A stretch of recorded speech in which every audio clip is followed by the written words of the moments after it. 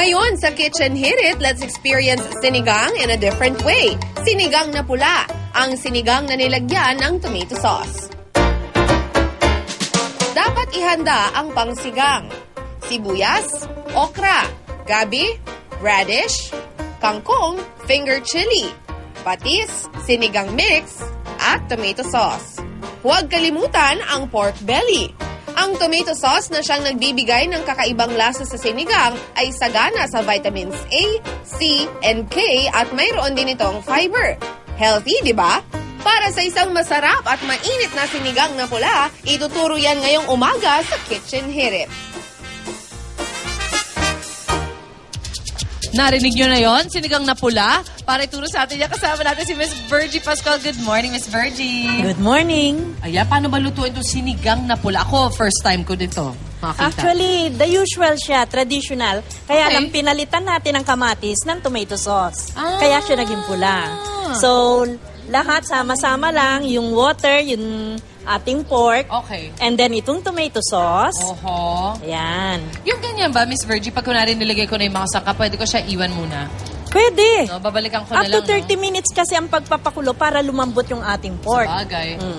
Marami pa pwede mga gawain bahay. Tapos of course, yung ating onions. Onions, yung patis na una na. Ayun, Yun ang ating pampalasa. Pinoy na Pinoy. Classic. And then, 30 minutes lang natin itong pakukuluan hanggang sa lumambot ang pork. Okay. Pag malambot na ang pork, ilalagay na natin lahat ng veggies.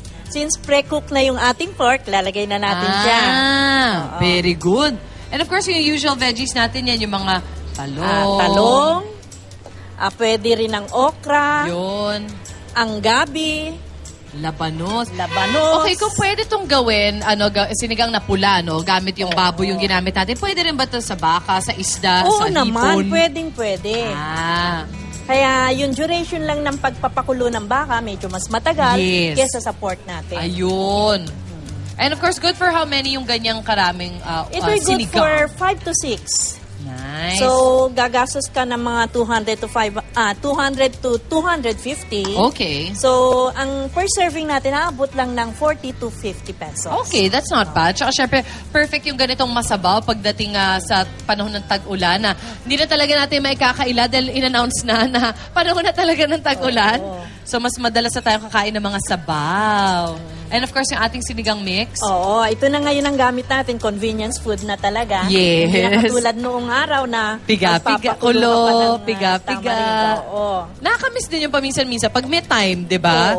Yung traditional way. Pero syempre, pag usual everyday cooking natin, maganda, mas mainam din yung ganyan, mas mabilis.